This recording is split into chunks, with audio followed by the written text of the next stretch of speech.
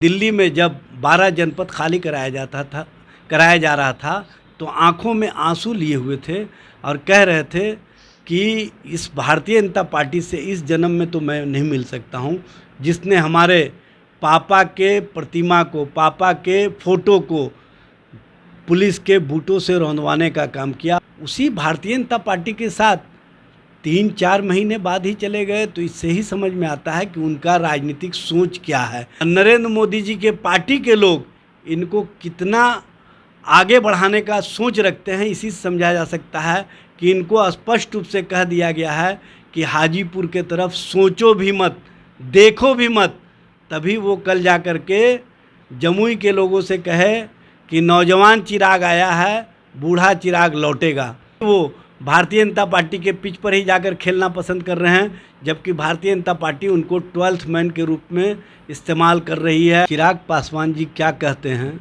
उनको अपने चाचा के वक्तव्य को याद कर लेना चाहिए। दोनों में किसी का विचार नहीं मिल रहा है, दोनों स्वार्थ से अभिभूत हैं। नमस्कार, बहुत स्वागत है आपका लाइव बिहार में। मैं आपके साथ रूपम।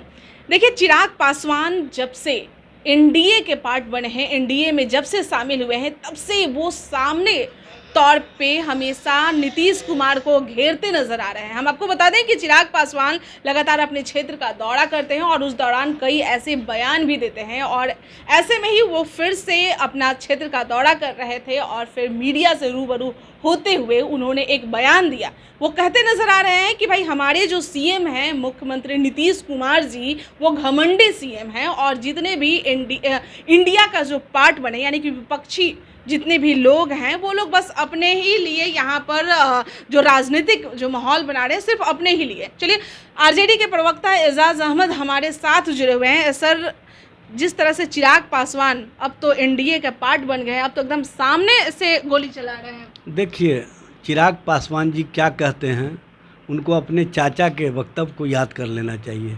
उनके अपने सहोदर चाचा ने उनके संबंध में जो भाषा का इस्तेमाल किया और जिस तरह से वो एक्ट करते हैं और जिस तरह से वो अपने राजनीतिक अस्तित्व को बचाने के लिए, एक अदद सीट के लिए भारतीय जनता पार्टी के खेमे में चले गए, अपना पूरा विचारों का परित्याग करके।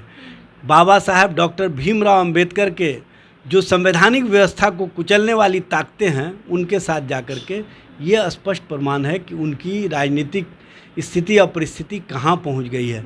सबसे बड़ी बात यह है कि उनको इस बात का जवाब देना चाहिए कि उन्होंने दिल्ली में जब 12 जनपद खाली कराया जा रहा था तो आंखों में आंसू लिए हुए थे और कह रहे थे कि इस भारतीय जनता पार्टी से इस जन्म में तो मैं नहीं मिल सकता हूं, जिसने हमारे पापा के प्रतिमा को, पापा के फोटो को पुलिस के बूटों से रौंदवाने का काम किया। बाबा साहब भीमराव अंबेडकर के विचारों को, उनकी प्रतिमा को कुचलने का काम किया।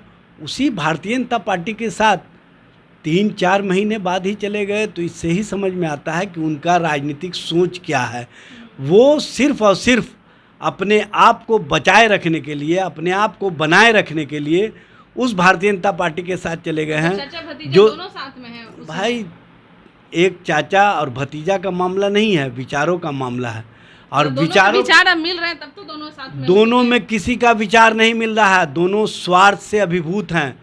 और जो स्वार्थी होते हैं उनको आज ना कल जो ठग करने वाले लोग हैं, उनको ठगी का शिकार बना लेंगे।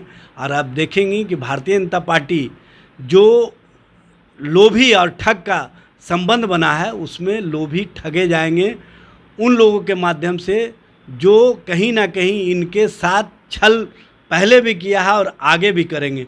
ये स्वयं को नरेंद्र मोदी जी के साथ जोड़ने का काम करते हैं और नरेंद्र मोदी जी के पार्टी के लोग इनको कितना आगे बढ़ाने का सोच रखते हैं, इसी से समझा जा सकता है कि इनको स्पष्ट रूप से कह दिया गया है कि हाजीपुर के तरफ सोचो भी मत, देखो भी मत, तभी वो कल जा कर के जमुई के लोगों से कहे कि नौजवान चिराग आया है, बूढ़ा चिराग लौटेगा। इसी से समझ में आता है कि उन्होंने अपना राजनीतिक अस्तित्व, अपनी राजनीतिक सोच को कहाँ पहुँचा दिया। यानी कि जमुई से ही वो लड़ेंगे हाजीपुर। ये तो फैसला वो करेंगे, लेकिन उनका जो बोली है, उनका जो भाषा है, ये स्पष्ट प्रमाण देता है कि वो अपने व्यक्तिगत लाभ के लिए किसी भी स्थिति और परिस्थिति में भारतीय जनता पार्टी के साथ बने रहना चाहते हैं, चाहे उनके राजनीतिक स्थिति अवसान की ओर ही क्यों ना चले जाए, तब भी वो भारतीय जनता पार्टी के पिच पर ही जाकर खेलना पसंद कर रहे हैं। जबकि भारतीय जनता पार्टी उनको 12th मैन के रूप में इस्तेमाल कर रही है। 12th मैन का क्या काम होता है ये समय पर पता चलेगा। जब टीम मैदान में उतरेगी तो ये 12th मैन के ही रूप में मैदान के बाहर खड़े रहेंगे, टुकटुकी लगा करके देखते रहेंगे कि मेरा नंबर आएगा, मेरा नंबर आएगा, और इनका नंबर कभी नहीं आएगा। ये भारतीय जनता पार्टी की राजनीतिक सोच है और इसी सोच के तहत भारतीय जनता पार्टी इनका राजनीतिक इस्तेमाल कर रही है। ये जवाब आप नहीं दिए, घमंडी आप लोग हैं कि नहीं? देखिए, घमंड उसको होता है न जो जनता के बीच नहीं रहता है। घमंड उसको होता है न जिसको जनता का विश्वास नहीं होता है। घमंड उसको होता है न जो सत्ता से बाहर होता है। घमंड उसको होता है न जो सत्ता और सत्ता के लिए ही सब कुछ करता हो।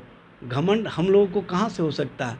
हम लोग तो उस सत्ता के खिलाफ खड़े हैं जो सत्ता कहीं ना कहीं बौराई हुई है, जो सत्ता दो व्यक्ति, हम दो हमारे दो की नीतियों पर चल रही है, और उस सत्ता के खिलाफ हम पूरी तरह से जो मुद्दा है, मुद्दे के आधार पर आगे बढ़ रहे हैं। चलिए, बहुत बहुत धन्यवाद। देखिए, अज़ाज़ अहमद जी हमारे साथ जुड़े हुए थे और जैसा कि इनका कहना है कि भाई चिराग पासवान भले ही कुछ भी निशाना साध ले नीतीश कुमार पे, महागठबंधन पे, लेकिन होना यही तय है कि बीजेपी बस उन्हें यूज कर रही है और 12th मैन के तौर पे जो प्लेयर होता है उस वो फिर लास्ट में उसकी चांस आती भी है या नहीं आती है, यानी कि फील्ड के बाहर ही रह जाएंगे टकटकी लगा के, और बीजेपी उनका बस यूज करके अपना काम निकाल लेगी।